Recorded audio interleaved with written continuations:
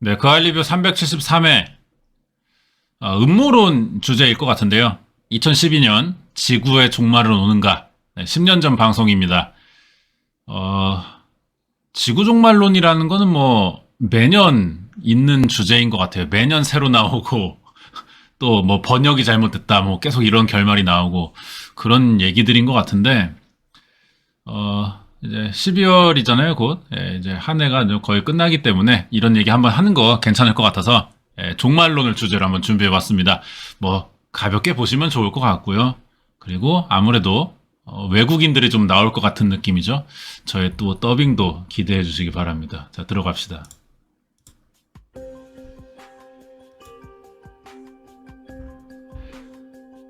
콜로라도 상공에 나타난 열기구 하나 때문에 미국 전역이 발칵 뒤집힌 적이 있어요. 사건 당시 911 신고 한번 들어봅시다. 6살짜리 내 아들이 이륙한 열기구에 갇힌 채로 열기구가 하늘로 날아올라가 버렸어요. 내 아들이 공중에 있어요. 공중에 있다고요? 예, 겨우 6살짜리 아이가요. 세상에. 6살 난 아이가 열기구에 갇힌 채 하늘로 날아가고 있다는 이야기였습니다. 미국 언론은 앞다퉈 이 위험천만한 비행을 실시간으로 생중계했죠. 지금 그 아이가 열기구에 있는 게 확실한가요? 예, 확실해요. 지금 땅 위에도 많은 병력을 배치했고요. 2개의 헬리콥터가 계속 이 열기구를 주시하고 있습니다. 아이를 구하기 위해 인근 공항의 항공기 운항까지 중단시키고 군과 경찰이 5시간을 추적한 끝에 드디어 열기구가 땅으로 내려옵니다. 그런데 어찌된 영문인지 열기구 안에는 아무도 없었습니다. 알고 보니 열기구에 탄 줄 알았던 아이는 집 다락방에 숨어있던 것이죠. 아이가 돌아와서 기쁘세요? 오늘이 제 인생의 최악의 날이 될 뻔했는데 정말 다행이에요. 어쨌든 아이가 무사하다는 사실만으로도 부모는 무척 감격스러워하는 모습이었습니다. 그런데 가족이 함께 출연한 한 방송에서 아이는 뜻밖의 말을 털어놓습니다. 레리 킹이라는 진행자예요. 이 아이가 제 말을 들었을지 모르겠지만 본인을 부르는 소리를 들었는데 왜 나오지 않았나요? 그러자 이 아들이 애기가 그랬어요. 우리는 이거 쇼를 위해서 한 거라고 그랬어요. 엄마 아빠가 그랬어요. 이 모든 게 6살 아이를 이용한 부부의 사기극으로 밝혀진 겁니다. 이번 사건은 사람을 속인 장난이라고 우리가 결론을 내렸습니다. TV 리얼리티 프로그램에 출연하기 위해 자신들을 더 잘 홍보하기 위한 수단으로 벌인 일이라는 증거를 저희는 확보했습니다. 언론의 관심을 끌어 큰 돈을 벌어보려 했다는 부부는 아이의 고백 이후 인터뷰를 거부했습니다. 충격적인 건 부부가 큰 돈이 필요했다는 것입니다. 그들은 2012년 지구가 멸망할 것이라 믿고 그에 대비해 지하 벙커를 지으려고 했다는 것이죠. 자, 그 아빠인가 봐요. 저는 지금 2012년 대재앙이 진짜로 일어난다고 믿는 이유를 말씀드리려고 해요. 세계에서 가장 튼튼한 피난처가 지금 막 마련되었는데 빌 게이츠와 로카펠러도 포함되어 있다고 하네요. 2012년에 지구에 대재앙이 닥칠 거라는 가설은 한 무모한 부부만의 믿음이 아닙니다. 미국 전역에서 신드롬을 일으키고 있는 새로운 지구 종말론인 것이죠. 미래에 어떤 일이 일어날지 예측할 수 없는 거잖아요. 지진이나 자연재해 같은 거요. 어떤 일이 어떻게 일어날진 모르겠지만 그 해에 뭔가 일어날 거라는 믿음은 있어요. 2012년 대체 지구에는 무슨 일이 벌어진다는 것일까? 미지의 행성이 지구를 향해 돌진하고 있으며 나사에서는 역사상 가장 강력한 태양 폭풍 시즌을 예측하고 있습니다. 그들은 우리가 궤도상에 위성을 올려놓은 이래 그보다 더 강력한 태양 활동 주기를 예측한 적이 없어요.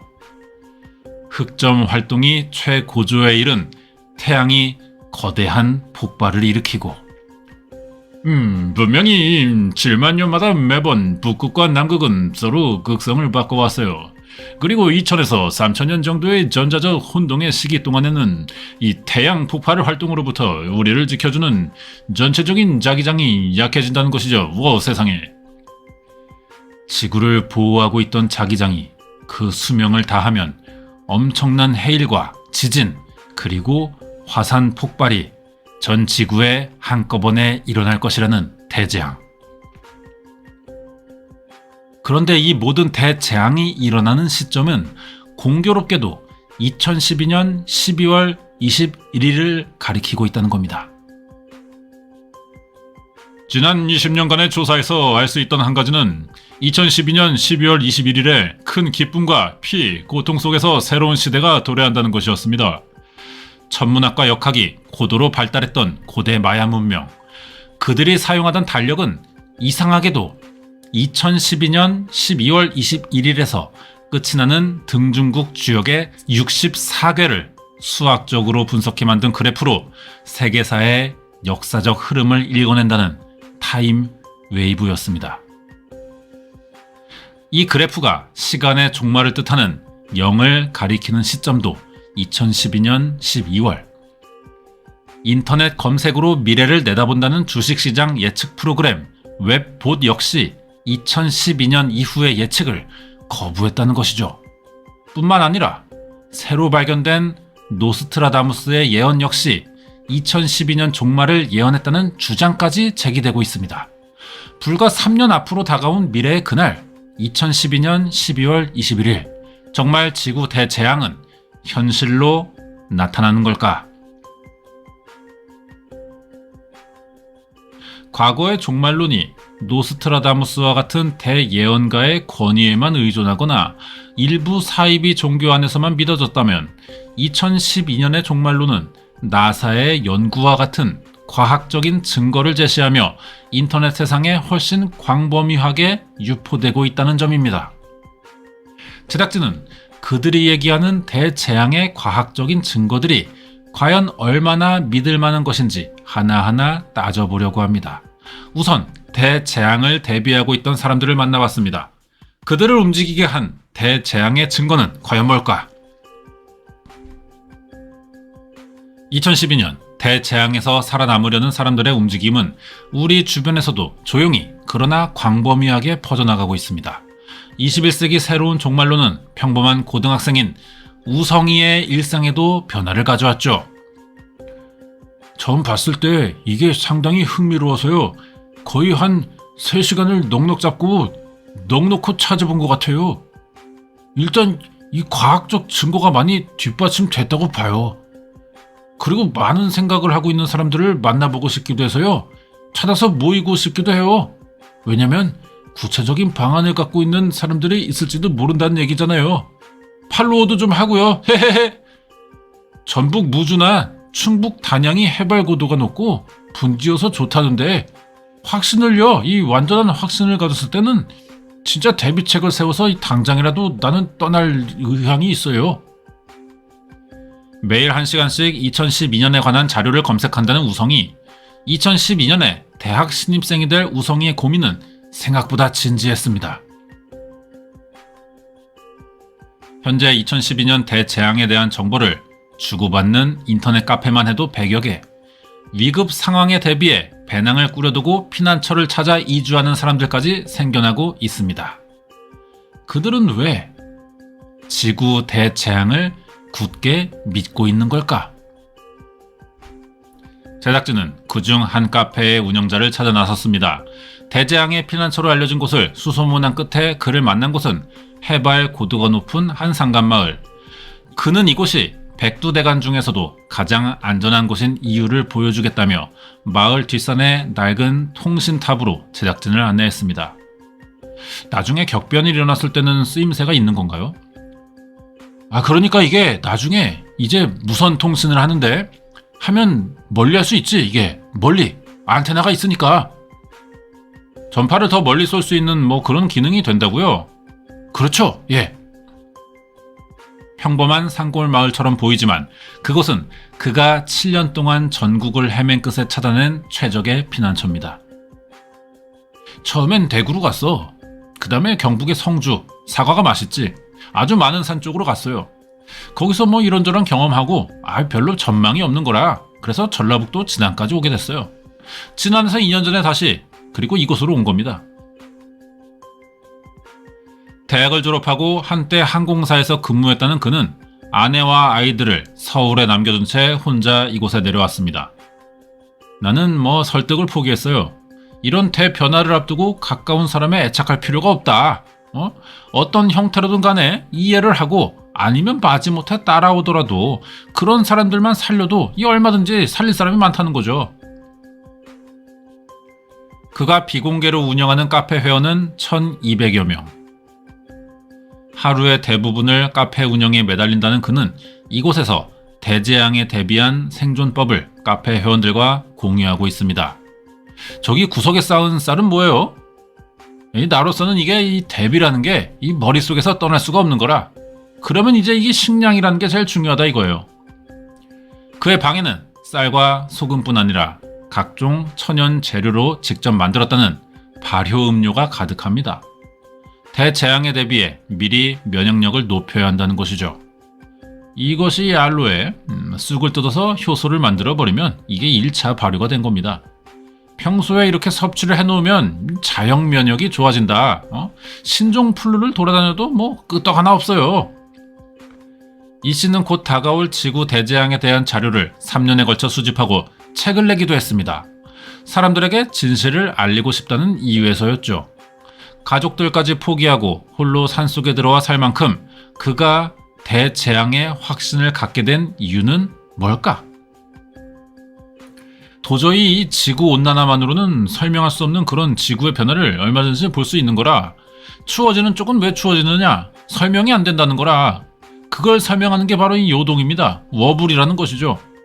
그런데 지금 북극의 빙하는 급속도로 녹아내리는 반면 유럽 여러 나라에서는 전례에 없는 폭설과 강추위를 겪고 있는데 이것은 단순히 온난화가 아니라 지구 자전축이 흔들리는 요동 현상에서 비롯된 혼란이라는 것입니다. 그리고 지구 요동의 원인은 바로 태양계를 향해 다가오고 있는 행성 X라고 주장하는 것이죠.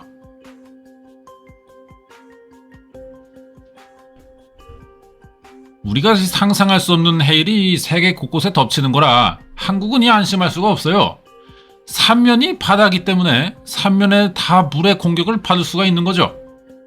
이 씨가 행성 X와 그로 인한 대재앙에 대해 정보를 얻는 것은 미국의 한 웹사이트를 통해서였습니다. 행성 X란 대체 뭘까? 그 의문을 풀기 위해 제작진은 미국으로 향했습니다. 웹사이트의 운영자는 50대 중반의 예언가 낸시 라이더. 대재앙을 예언하는 그녀의 웹사이트가 유명해지면서 해외 언론에도 소개됐고 방문자는 점점 늘고 있습니다. 자, 그 사람 만나봤어요. 사람들의 관심이 계속 늘어나고 있어요. 매달 150만 명 정도가 제 홈페이지를 다녀가죠. 21개 국가로 번역되고 있고요. 일본어, 러시아어로는 웹사이트의 모든 내용이 번역되고요. 그 외 다른 언어로는 일부만 번역이 되죠. 모두 자원에서 이루어지고 있어요. 낸시의 웹사이트가 유명해진 이유는 행성 X에 대한 충격적인 예언 때문입니다.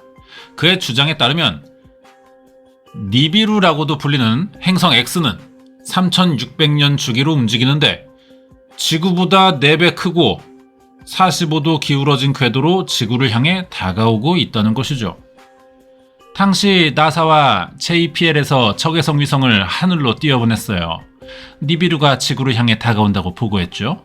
이 일은 1983년 12월 31일자 워싱턴 포스트 신문 머리 기사로 실렸어요. 저도 그 기사를 읽었죠. 자, 그래서 그 신문 내용 봅니다. 아폴로라고 알려진 몇몇 행성체는 때때로 지구를 향해 타원형 궤도를 그리며 회전한다. 1983년 워싱턴 포스트에 보도된 미확인 행성의 궤도는 고대 신화에서 나오는 행성 니비루의 궤도와 흡사한 모양입니다. 이 기사를 통해 그녀는 신화 속 행성 니비루가 곧 지구 가까이 올 것임을 직감했던 것이죠. 2003년 봄에 사람들이 행성 X 사진을 찍었다면서 이메일을 보내왔어요. 그게 이 사진이래요. 지난 2013년부터 세계 각국에서 실제로 행성 X가 관측되고 있다며 낸시는 네티즌들이 보내온 사진을 그 증거로 내보였습니다. 그리고 2008년 3월 일본의 한 천문학자가 드디어 이 문제의 행성 X의 존재를 확인한 것이죠. 행성 X가 지구에 다가오면 어떤 일이 벌어질까? 이 니비루가 우리 지구의 북극을 향해 자신의 북극으로 다가오죠. 그렇게 되면 지구의 북극이 밀려나게 되면서 지축 변화가 일어나는 겁니다. 지축이 바뀐다는 건 적도와 북극 지방이 서로 뒤바뀌게 된다는 것인데, 낸시는 실제로 과거에도 지축이 뒤바뀐 흔적이 있다고 주장합니다. 우리는 빙하 시대에 대한 궁금증이 많은데 누구도 설명하지 못하죠? 우리는 왜 시베리아에서 발견된 매머드의 위장에 미나리아 제비 같은 풀들이 발견되는지 이유를 설명할 수 없어요. 수천 년 동안 얼었던 매머드 화석들이 발견되는데 어디서 이런 식물들을 먹었는지 설명할 길이 없죠. 당시에도 지축의 변화와 함께 빙하 시대가 찾아온 것이죠. 그런데 행성 X 외에도 2012년 대재앙에 대해 또 다른 시나리오가 있습니다. 자, 이분 많이 나오네요. 이 태양 물리학자들과 전문학자들의 의견에 따르면 다음에 태양 활동이 이 클라이맥스에 오르는 시기는, 즉 이 지구에 닿을 정도로 태양 폭발이 거세지는 시기는 2012년 후반 아니면 2013년 초반이라고 우리가 토킹을 하고 있죠. 2003년 미 한국 우주국 나사는 실제로 태양 흑점 활동이 매우 사납게 일어나고 있다고 발표했어요. 자, 이분은 뭐 이런 배경에서 퀘벡 지역의 전력망이 9시간 이상 작동되지 않았던 1859년의 사건과 비슷한 일이 현재 일어났다면 그 결과는 더욱 심각할 겁니다. 마치 무슨 사이비종교에서 만들 법한 영상 구성이네요. 전혀 신뢰감이 안 들죠. 더 나쁜 소식은 태양 폭풍으로부터 우리를 보호하던 지구 자기장에 거대한 균열이 생기고 있다는 것입니다. 지금까지 우리가 태양 폭풍을 견딜 수 있던 이유는 지구의 자기장이 흐르고 있기 때문인데요. 자기장이 만들어낸 보호막이 태양 폭풍을 막아줬던 겁니다. 만약 자기장이 사라진 지구에 태양 폭풍이 불어닥친다면 어떤 일이 벌어질까? 핵폭발할 때 우리 방사능 오염 이야기 하잖아요. 그것과 비슷한 원리 개념으로 이해하시면 됩니다. 핵폭발 수준의 방사능 노출은 물론 전 세계의 전력망이 대부분 마비돼 현재 사회를 지탱해주던 기계 문명은 종말을 맞게 될 것이라는 끔찍한 재앙. 전기가 안 들어오면 통신뿐 아니라 전동 펌프를 이용하는 와터라든가 가솔린 등도 우리는 사용할 수 없게 돼요. 냉장고를 사용할 수 없으니까 우리는 이 프레시한 푸드나 이 메디슨 절대 드러그 할 수 없는 거죠. 기본적인 법의 진행이나 이 치환도 굉장히 디피컬트해질 거예요. 2012년에 대재앙을 다룬 로렌스 조셉의 책은 22개국으로 번역돼 팔려나갔는데 최근 같은 제목의 영화로 제작되면서 언론의 관심이 그에게 집중되고 있습니다. 나는 전 세계 수백 명, 수천 명으로부터 어떻게 해야 하냐는 how 이런 메일을 받고 있어요. 저는 이렇게 말합니다. 우리가 준비하지 않으면 우리는 전례를 찾아볼 수 없는 대재앙을 2012년에 직면하게 될 것이라고 난 항상 생각하고 있어요. 애리조나에 사는 크리스 씨 부부는 얼마 전부터 대재앙에 대해 본격적인 준비를 시작했습니다. 감자, 플레이크, 옥수수, 설탕, 밀가루가 있고요. 당근, 사과 슬라이스 저장 봉지도 있어요. 물도 소량 저장돼 있는데 더 큰 통을 구할 생각이죠. 창고 가득 쌓인 각종 저장 식품들 사이엔 만약을 대비한 구급 상자도 준비되어 있습니다. 7명의 아들딸과 11명의 손자들까지 온 가족이 최소한 2달 이상 버틸 수 있게 준비하는 게 그의 목표입니다. 어차피 저장된 식품을 먹고 다른 걸로 바꿔줘야겠지만 설령 비상사태가 발생해서 전기가 끊겨도 먹을 게 있고 마실 물이 있으면 우리는 살아남을 수 있죠. 크리스 씨 부부가 대재앙의 생존법에 대한 정보를 수집한 곳은 바로 인터넷 사이트. 2012년에 생존이라는 이름을 내건 이 웹사이트는 지난달 처음으로 오프라인 행사를 진행했습니다. 대재앙에서 살아남기 위해 생존법을 익히려는 사람들이 점점 늘고 있다는 것이죠. 우리는 최악의 시나리오에 대비한 계획을 가지고 있어요. 우리는 애리조나주 내 약간 북쪽 지역에 생존 그룹들을 조직해놓고 있어요. 우리는 태양 열판을 설치해서 전기 없어도 가능한 생활을 하고 있죠. 우리는 따라서 나머지 세상에서 무슨 일이 발생하더라도 우리는 괜찮을 겁니다. 정리를 해보면 크기가 지구의 4배나 되는 행성 X가 3600년 주기로 지구를 향해 다가오고 있는데, 이 행성 X가 지구에 근접하면서 행성 간의 자기장 교란으로 지구 자전축이 눕게 된다는 겁니다. 아주 커다란 자석이 다가와서 작은 자석을 밀어내는 것과 같은 이치인 것이죠. 이게 사실이라면 정말 엄청난 재앙이 아닐 수가 없습니다. 태양 폭풍과 지구 자기장의 균열 또한 연구자들의 연구 결과를 인용하고 있다는 점에서 그냥 흘려듣기 힘들어 보입니다. 그런데 일상생활까지 스스로 피난처를 찾아가게 할 만큼 네티즌들 사이에서 설득력을 얻고 있는 행성 X와 태양 폭풍의 위험이 과연 과학적으로 가능한 일인지 따져보기 전에 한 가지 해결해야 될 의문이 있습니다. 그것은 바로 대재앙을 얘기한 모든 예언들이 약속이라도 한 듯이 2012년 12월 21일을 가리키고 있다는 것입니다. 노스트라다무스의 그림 예언, 중국의 주역, 주식 예측 프로그램 웹폿, 이 모든 예언에서 대재앙의 시간으로 지목하는 2012년은 과연 어디서 오게 된 것일까? 과연 2012년이라는 숫자는 어디에서 나왔을까요? 2012년이라는 숫자는 장기력이라는 마야인의 달력에서 나왔어요. 1960년대 멕시코 남부 지역의 한 고속도로 공사 현장에서 사라진 마야 문명의 거대 비석이 발견됐습니다. 비석은 심하게 손상된 상태였지만 2012년을 가리키는 고대 마야 문자만은 선명하게 남아있었죠. 비문에 대한 해석은 사람들의 공포와 혼란을 불러일으켰습니다. 또르뚜게로 기념비 6이래요. 또르뚜게로 내용을 보니까 서기 2012년 12월 21일 하늘에서 파괴의 신이 내려올 것이다. 이게 이 그림이 그 내용이라고? 이걸 또 어떻게 해석했지? 4세기에서 10세기 사이 중앙 아메리카를 중심으로 번성했던 마야 문명은 거대한 피라미드를 남긴 채 어느 날 갑자기 자취를 감춰 수많은 수수께끼를 간직하고 있습니다. 마야인들은 놀랍게도 천체 만원경 없이 금성의 공중 주기를 정확히 계산하고 이미 숫자 0의 개념을 사용할 정도로 수학과 천문학에 고도로 발달됐다고 알려져 있죠. 마야의 발달된 천문학과 수학은 역대 문명 중에 가장 정확하다는 마야 달력을 탄생시켰습니다. 그렇다면 마야 달력에서 2012년은 과연 어떤 의미일까? 자, 그래서 이제 마야 문명 전공하신 교수님을 만나봤는데 이런 의견입니다. 그 달력이 가진 의미가 우리가 생각하는 거하고 좀 다른 거죠. 우리는 단순히 날짜를 표기하는 거라고 한다면 그 사람들은 이 날짜 외에 어떤 상징적인 의미라든가 제의적인 의미, 종교적 의미 그런 것들이 훨씬 더 많이 있었을 거라고 생각이 되는 거죠. 마야의 달력은 특이하게도 13박툰, 사하우, 팔꿈후, 그러니까 기원전 3114년 8월 13일을 시작점으로 삼고 있습니다.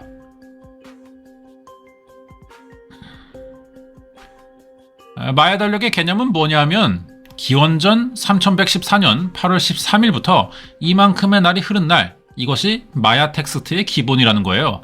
그러니까 우리가 기원전 3114년을 기준점으로 하고 있구나, 이런 걸 알고 있는 거죠. 마야 달력은 크게 세 종류입니다.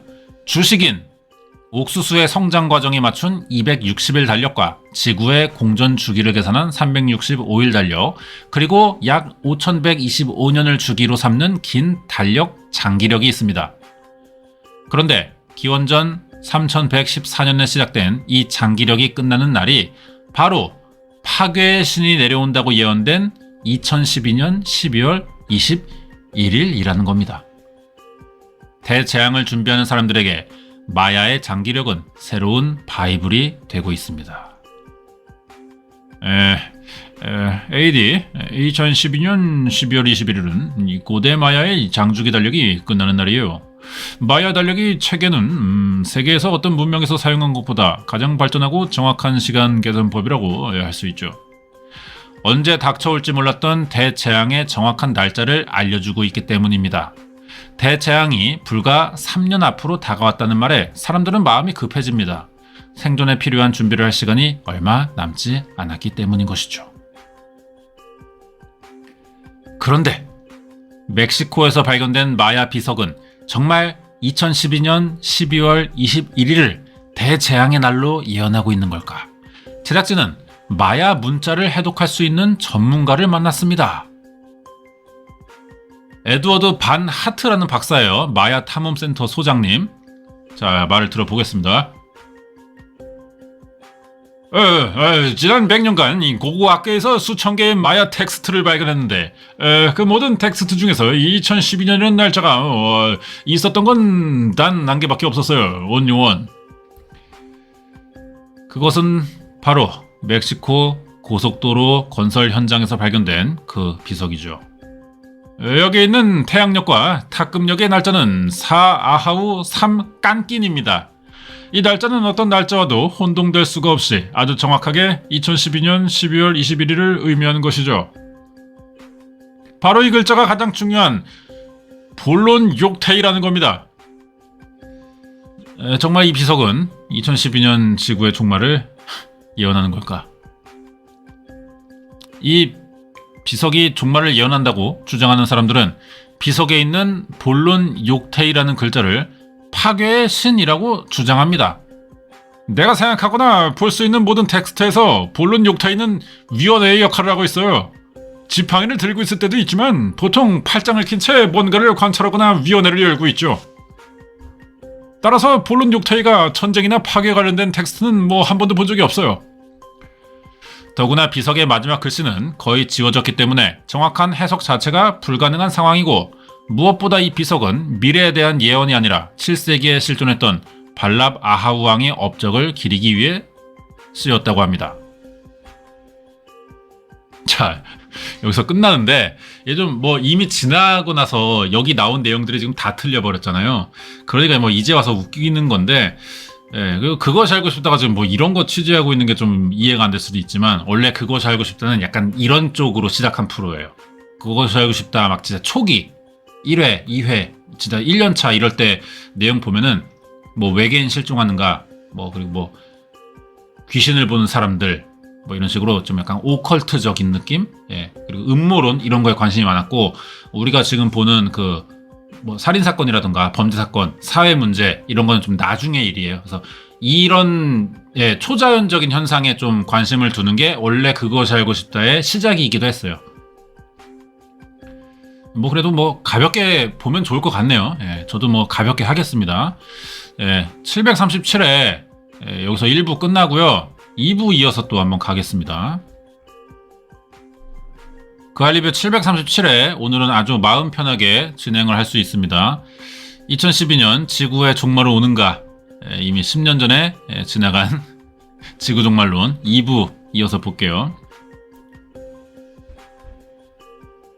자, 다시 나왔습니다. 마야 탐험센터 소장님이죠. 에드윈 반 하트. 그들이 우리에게 무엇을 말해주겠어요? 이 왕의 미래에 대해 뭔가 이야기하고 있다는 거 아닐까요? 에? 어쩌면 단순히 머나먼 미래에도 자신이 기억될 거라고 이야기하는 건지도 모릅니다. 이것은 역사적 텍스트고요. 그는 미래에 기억되기 위해 이것을 기록한 거예요. 2012년은 마야 달력으로 표현할 수 있는 가장 먼 미래였을 뿐, 세상이 끝나거나 지구가 멸망한다는 내용은 어디서도 찾아볼 수 없습니다. 마야인들은 완전히 사라진 게 아니죠. 지금도 최소한 1000만 명의 마야인들이 지구상에 남아있고요. 그보다 더 많을 수도 있어요.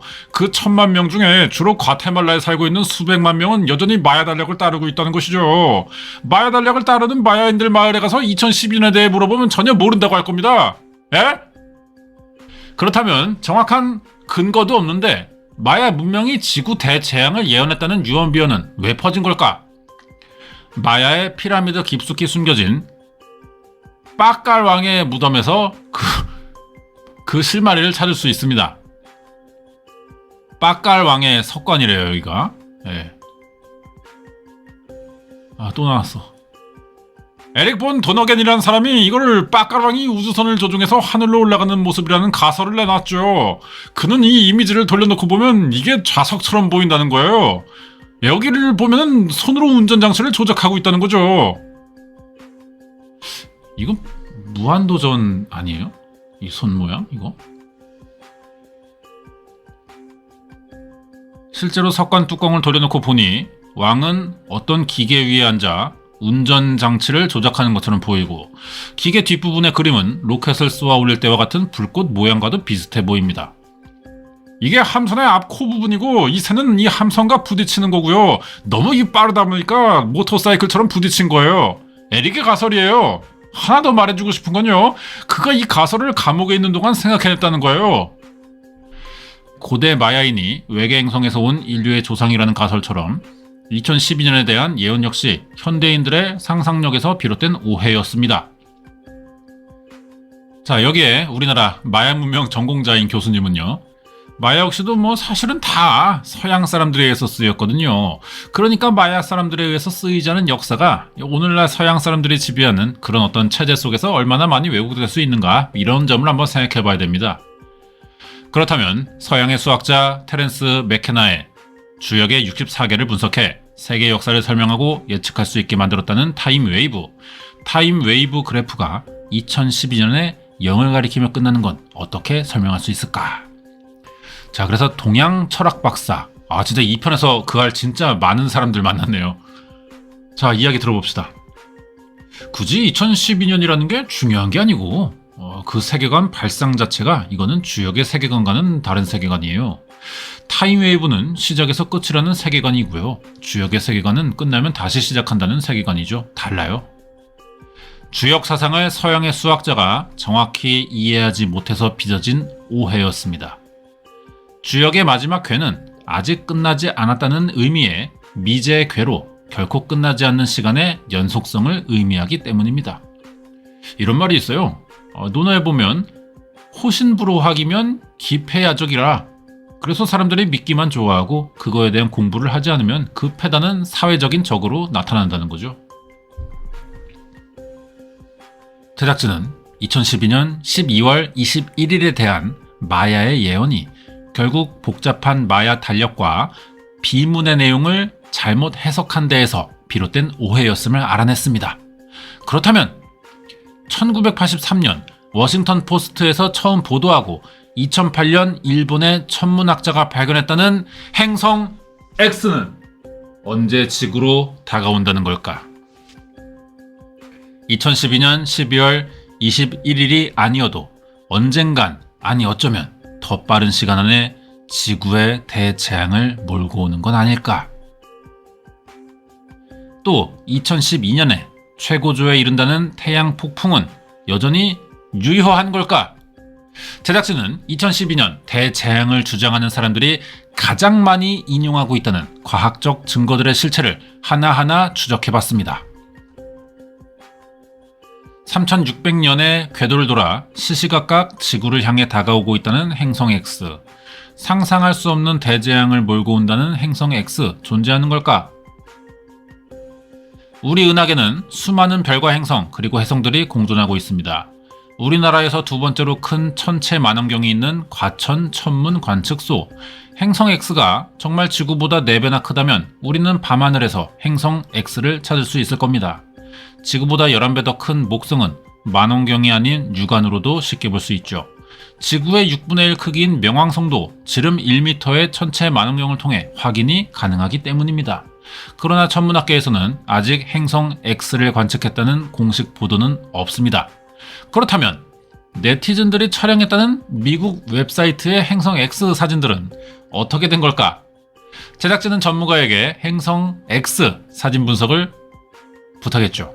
그런데 사진을 유심히 들여다보던 교수는 똑같은 사진을 만들어 볼 수 있다며 디지털 카메라에 손전등을 가져다 댔습니다. 이런 것들이 이게 스미어 현상이라는 거고요. 옆에 보면 이 고스트들이 생겼죠. 고스트들. 여기 사진들 보면은 이거 역광일 때 강한 태양 찍었을 때 나오는 사진들이거든요. 100%. 그러니까 이게 일반적인 그런 어떤 상황에서 찍은 게 아니고요.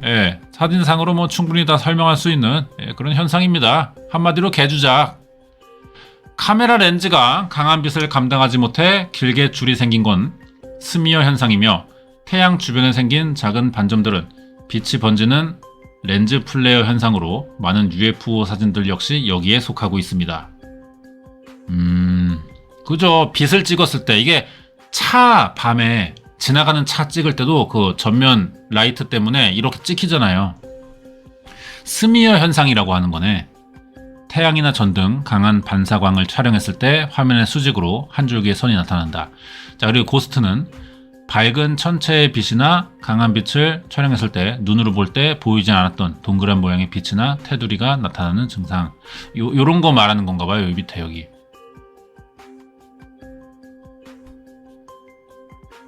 그러니까 이게 이상하게도 지금 보니까 2003년, 2004년 그 당시에 찍은 거거든요. 대부분이. 그러니까 그 당시 카메라는 굉장히 더 안 좋았어요. 지금보다. 그러니까 이런 현상이 더 심했죠. 지금 카메라는 발달해가지고 이런 현상들이 많이 줄어들었어요. 이게 여기 보면 요거 해 찍을 때 여기 끄트머리 요거 요게 대표적인 고스트 현상이에요. 교수는 즉석에서 인터넷에 올라온 사진들 중 비슷한 현상이 나타난 사진을 찾아내기도 했습니다.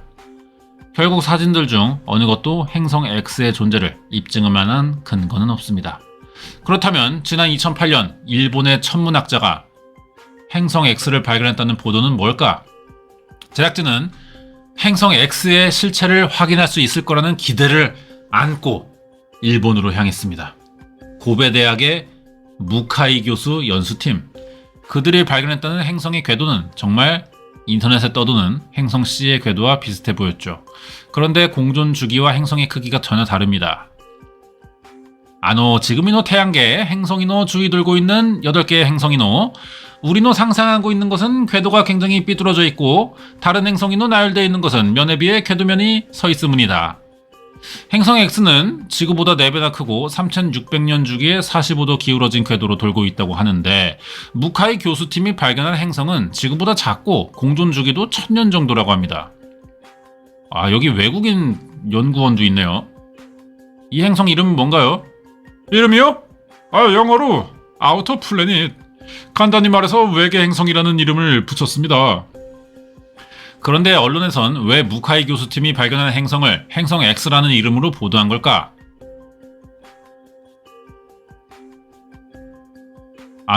우리는 와타시노 지금이노 진행 중인 천체 합동 관측 프로젝트를 통해서노 결국은 행성 X를 발견할 수 있을 거라고도 기대하문이다. 아마도 신문 같은 곳에서 뉴 플래닛이노 아우터 플래닛이라고 하면 효과가 없을 것이라 생각해서 이런 행성 X라는 이름으로 보도하게 되었을 거라 생각합니다. 더구나 이 행성은 아직 실제로 관측된 게 아니며 천체 물리학적인 계산상 존재할 가능성이 있다는 이론을 발표했을 뿐이었습니다. 그러니까 또 언론에서 팔아먹으려고 말을 교묘하게 왜곡시킨 거네요.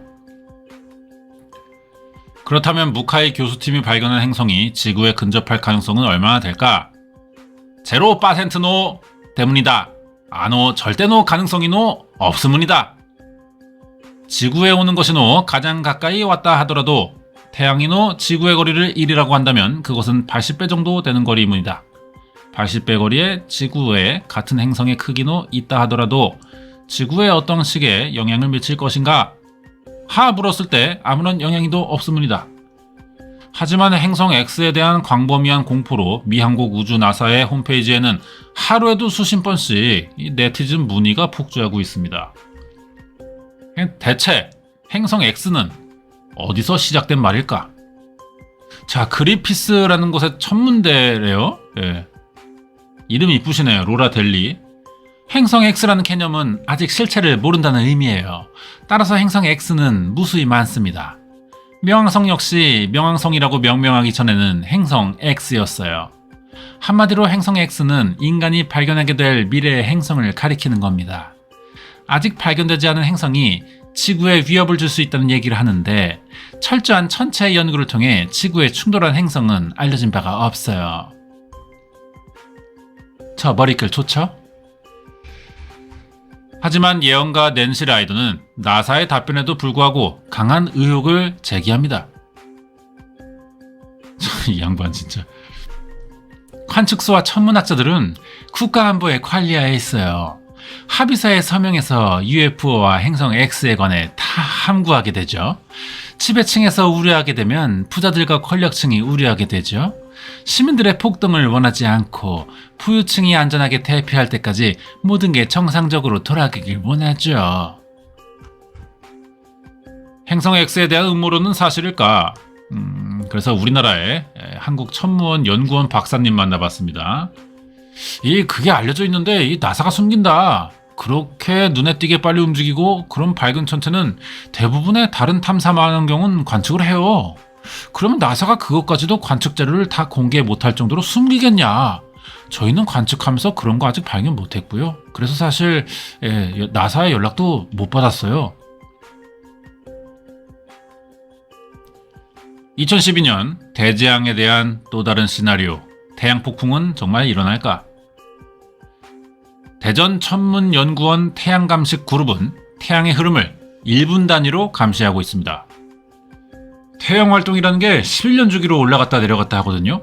그러니까 그 말은 뭐냐면 2001년 정도에 극대기가 됐는데 2012년이나 2013년 정도에 다시 극대기가 된다는 뜻이죠, 이제. 근데 그거는 지금까지 수십 번 있어 왔어요. 그런 일이. 그런데 그 일이 일어나는 수백 년 동안 아무런 지구에 아무 일 없었거든요. 그리고 최근 태양의 움직임은 대재앙에 관한 사람들의 의견과는 오히려 반대입니다. 지금 이거 태양 흑점 없는 시기가 상당히 지금 깁니다.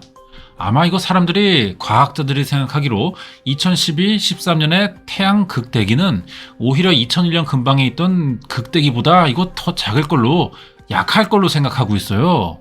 그러니까 오히려 어떻게 보면 더 걱정을 안 해도 되는 거죠. 태양 폭풍을 막아주던 지구 자기장이 정말 사라질 위기에 처해 있다는 건 사실일까? 7년마다 자기장 역전이 있어 왔고요. 2000년에서 한 3000년 정도의 전자전 혼돈의 시기 동안에는 이 태양 폭발 활동으로부터 우리를 지켜주는 전체적인 자기장이 많이 약해져요. 지구의 자기장이 사라질지도 모른다는 주장은 최근 급격히 활발해진 극점 이동을 근거로 삼습니다. 여기에 국립과천과학관 박사님은요, 주기적으로 약 20만 년에서 25만 년 정도에 한 번씩 지구 자기장이 역전됐다는 기록이 이제 화석 기록으로 남아있고요. 최근에는 70만 년 정도 역전된 기록이 없습니다. 지질자원연구원의 이윤수 박사는 서양에서 시추한 암석을 토대로 지구 자기장 변화에 대해 연구해왔습니다. 그런데 이윤수 박사는 적어도 2012년에는 자기장의 역전은 없을 거라고 확신합니다. 그 극성은 결국은 뭐가 변하게 하느냐, 이게 중요하잖아요. 어떤 판단으로 그게 변하게 될 것이냐, 그 원인으로 제공할 만한 게 최근에 제가 알고 있는 게 없습니다. 자기장의 역전이 발생하는 것은 지구가 자전을 계속하기 때문인데, 지구 내부에 흐르는 액체 상태의 철이 완전히 식어버리지 않는 한 자전은 멈추지 않을 것이기 때문입니다. 그럼 그게 얼마쯤 후의 일인가요? 이거 안심하셔도 될 겁니다. 한 10억 년 가까이 걸릴 겁니다, 이거. 하나의 생명체인 우리의 지구도 언젠가는 그 수명을 다할 날이 올 겁니다. 지구의 생사 여탈권을 쥐고 있는 태양도 마찬가지죠. 그러나 과학자들은 2012년을 겨냥한 수많은 대재앙은 소설 속의 상상력일 뿐 과학적인 근거는 없다고 잘라 말합니다. 우주의 시간은 우리의 상상력보다 훨씬 길고 천천히 흘러가기 때문이죠. 그런데 과학자들의 명쾌한 해명에도 불구하고 여전히 풀리지 않는 의문이 있습니다. 지구 종말론이 이번이 처음은 아니라는 것이죠. 예수가 재림해 세상을 심판하고 구원을 받은 사람만 하늘로 들어올린다는 1992년의 휴거나 세상을 공포스럽게 만들었던 노스트라다무스의 1999년 종말론. 궁금한 건 그간 모든 종말론이 허구로 드러났음에도 어떻게 또다시 종말론이 신드롬을 일으킬 수 있는가 하는 점입니다. 종말론을 만들어내는 사람은 누구고 그들은 왜 시간이 지나면 뻔히 들통날 거짓말을 멈추지 않는 걸까? 이제 그것이 알고 싶다는 다 확인했고 허구다라고 보여줬어요.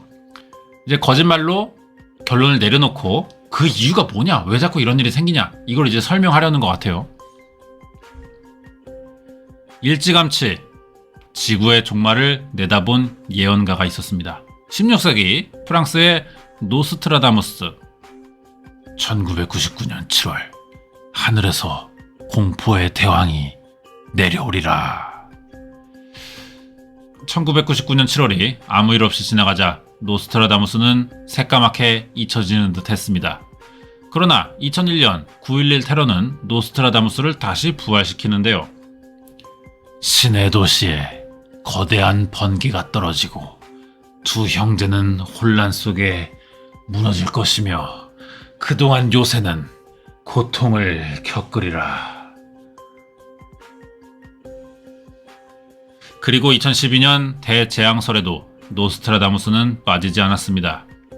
지구의 종말은 1999년이 아니라 2012년이라는 것이죠. 그것이 알고 싶다는 99년 이미 노스트라다무스의 예언의 실체를 추적하고 1999년 7월에 예언은 누군가에 의해 덧붙여졌음을 밝혀냈습니다. 자, 그때 방송이네요. 10년 전 방송인데 15년 전 자료를 보여주고 있는 겁니다. 이 방송은 그것이 알고 싶다 홈페이지에도 없어요. 못 구하는 자료예요. 크의 죽음 이후에 사행시가 덧붙여졌음을 확인할 수 있죠. 1568년에 모조품이 발견되는데요. 그것은 돈을 원하는 사람들 혹은 친척들에 의해 이뤄졌고 그 후로도 계속됐죠.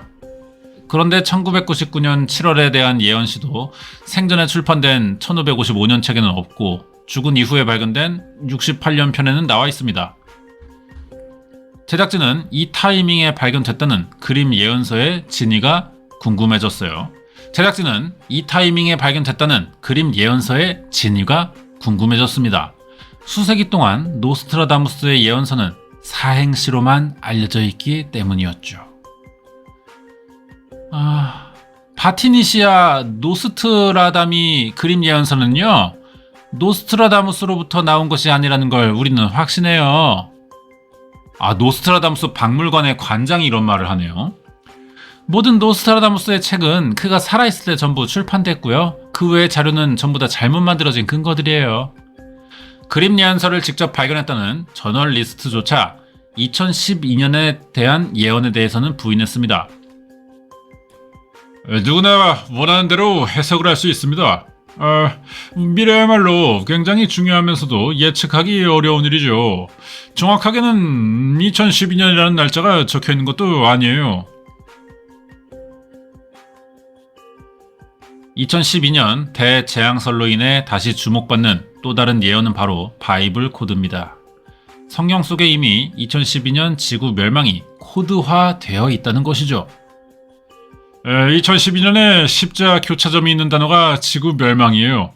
두 가지 컨셉을 이어주는 십자가가 있는 가정 아래 바이블 코드를 해석하면은 지구는 2012년에 멸망한다는 거죠. 바이블 코드는 1995년 이스라엘의 라빈 총리가 암살되는 충격적인 사건으로 세상에 알려졌습니다. 바이블 코드가 라빈 총리의 암살을 미리 예견했지만 그가 이 예언을 무시한 뒤 실제로 암살당했기 때문이라는 겁니다. 바이블 코드를 책으로 펴낸 마이클 드로스니는 유명 인사가 됐죠. 컴퓨터 프로그램을 통해 성경에서 십자로 교차되는 단어를 찾아내는 방법은 꽤 과학적으로 보였습니다. 그러나 그것이 알고 싶다는 당시 바이블 코드의 비밀도 밝혀냈습니다. 마이클 드로스닌이 사용한 것과 똑같은 컴퓨터 프로그램을 만들어 바이블 코드가 역사적 사실과 일치하는지 실험해봤죠. 그 결과 90살의 자택에서 숨진 영국의 수상 처칠도 암살당했다는 메시지가 나타날 만큼 바이블 코드는 믿기 힘든 예언이었습니다. 97년 방송 당시 바이블 코드 프로그램을 재현했던 김병균 씨, 그는 12년이 지난 지금도 그 프로그램을 보관하고 있습니다. 제작진은 성경과 히브리어에 능통한 전문가의 도움을 받아 2012년에 관한 바이블 코드가 과연 신빙성이 있는지를 알아봤어요. 2012년과 파멸된 지구라는 단어가 교체되는 건 정말 성경의 예언일까? 바이블 코드에서 2012년이라는 단어를 검색하자 43개가 나오는데 그 중에는 파멸된 지구와 반대의 뜻인 평화란 뜻이 히브리어 살롬과 교체되는 2012년에도 발견이 됩니다. 히브리어가 알파벳 자체를 숫자로 썼기 때문에 얼마든지 알파벳 상에서 그 숫자들을 도출해내는 건 어렵지가 않아요. 그건 자기가 의도하는 뜻대로 단어들을 조합해서 자기네들이 의도하는 단어를 찾아낼 수 있다는 것이죠. 바이블보다는 성경의 권위나 통계적 분석과 상관없이 누구나 원하는 내용의 예언을 얼마든지 만들어낼 수 있는 우연의 조합들이라는 겁니다. 사실 노스트라다무스나 바이블 코드를 만들어낸 사람들에게는 애초부터 예언의 적중률은 중요하지 않았을 수도 있습니다. 노스트라다무스의 위작들은 언제나 인기 있는 얘기거리였고 바이블 코드는 전 세계적인 베스트셀러가 됐기 때문이죠. 2012년 신드롬을 타고 역시 세계적인 베스트셀러가 된 로렌스 조셉. 제작진은 정말 그가 2012년에 대재앙을 믿고 있는지 궁금했습니다. 태양 폭풍과 지구 자기장을 걱정하는 그는 지하 벙커 대신 LA의 도시 한가운데 살고 있기 때문이죠.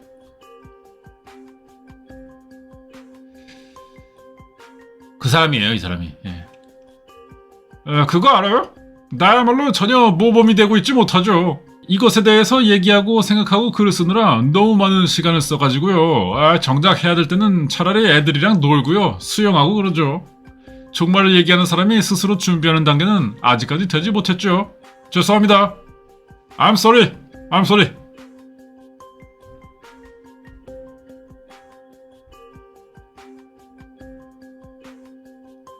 (2012년에) 관한 웹사이트를 운영하는 데니스 맥클란.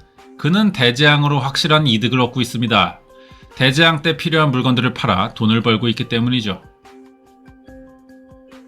당신이 상상할 수 있는 거의 모든 제품들을 우리는 제공할 수 있습니다. 베스트셀러는 수질정화 알약이에요. 72시간 비상 구급함입니다. 비상시에 3일 동안 필요한 모든 것들이 들어있는 패키지 상품이죠. 또한 냉동건조한 비상식량도 팔고 있어요. 이게 참 맛있습니다. 한 회사의 영업사원이던 그는 2012년을 앞세운 웹사이트를 시작한 이래 사업이 20배나 성장했습니다. 90년대 사이비의 종교들의 전유물이었던 종말론이 과학이라는 겉옷을 빌려 입었을 뿐 현대인의 불안한 심리를 파고드는 시한부 종말론의 속성은 변치 않았다는 게 전문가들의 분석인데요. 자, 여기 서강대 사회학과 교수님입니다. 내가 뜻하지 않은 상황으로 현실이 나빠지게 되니까 사람들이 절망에 빠지게 되는 거예요. 불안한 느낌을 느낀다는 거죠. 불확실성 속에 공포심을 느끼게 되는 거고, 그러다 보니까 뭔가 설명해 줄 수 있는 나름대로 이론들이라던가 혹은 책임을 져야 하는 무언가가 필요로 하게 되는 거죠. 그것이 사실은 대재앙이라든가 이런 것들로 된다고 하는 거죠. 자, 여기에 또 뭐 다양한 분들 나옵니다. 진짜 많은 사람 나오네요. 가톨릭대 종교학과 교수님. 사람들의 불안 심리 이용해서요, 나름대로 어떤 정당하지 않은 이익을 취하려고 하는 그런 의도라고 보면 틀림없겠습니다. 한 저명한 과학자는 태양 주변을 도는 소행성이 2036년 지구와 충돌할 가능성이 있다고 밝혔습니다. 충돌 확률은 45,000분의 1이지만 어쨌든 0은 아니라는 것이죠. 한편 물리학자 아이전 뉴턴이 성서 연구를 통해 2060년 지구가 멸망할 것을 예견했다는 보도가 있었습니다. 2012년이 지나면 2036년, 그 다음엔 2060년이 기다리고 있는 것이죠. 한때 과학은 종교 권력에 핍박받는 비주류였지만 이제는 과학이 종교보다 더 위대한 신이 돼버렸습니다. 인터넷에 차고 넘쳐나는 정보들 속에서 과학과 비과학을 가리는 건 우리 각자의 몫이 됐습니다. 하지만 종교든 과학이든 사이비를 가려내는 기준은 의외로 간단합니다. 분명한 건 동서구분에 어떤 종교와 과학도 시간을 정해준 종말을 예고하진 않았다는 것이죠. 여기까지인데요. 제가 원래 그 할 리뷰 처음에 시작할 때 더빙하지 말라고 막 사람들이 많이 얘기했거든요. 나름 더빙을 시작한 건 이유가 있었어요. 저는 제 채널이 너무 무거운 분위기로 가지 않았으면 좋겠고, 심각한 사건들이지만 너무 막 깊이 빠져들어가지고 막 어느 정도는 좀 그래도 재미로 보자 이런 생각으로 했던 거고, 그래서 더빙을 했고, 또 듣는 분들이 많다 보니까 여러 사람 나오면 좀 구분을 또 해야 되잖아요. 누가 하는 말이고 이런 거. 그래서 좀 목소리 다르게 했던 건데, 뭐 그런 면에서 오늘 737회는 굉장히 재밌는 편이지 않았나 이분들 다 뭐 할까요? 예, 지금 굉장히 궁금하네요. 음모론을 믿는 사람들이 꽤 많습니다. 저도 어릴 때 음모론에 관심을 가져본 적이 있어요. 막 깜짝 놀라가지고, 아니, 세상에 이런 일이 일어나고 있는데 이걸 아무도 모른다고? 마치 나만 아는 비밀 같고. 그래서 뭐 그거 알고 싶다의 원래 이게 초심이었어요. 예. 그래서 뭐 진짜 웃기는 일이잖아. 애들 장난 같은 거를 막 굳이 검증하러 막 미국까지 날아가고 이런 게.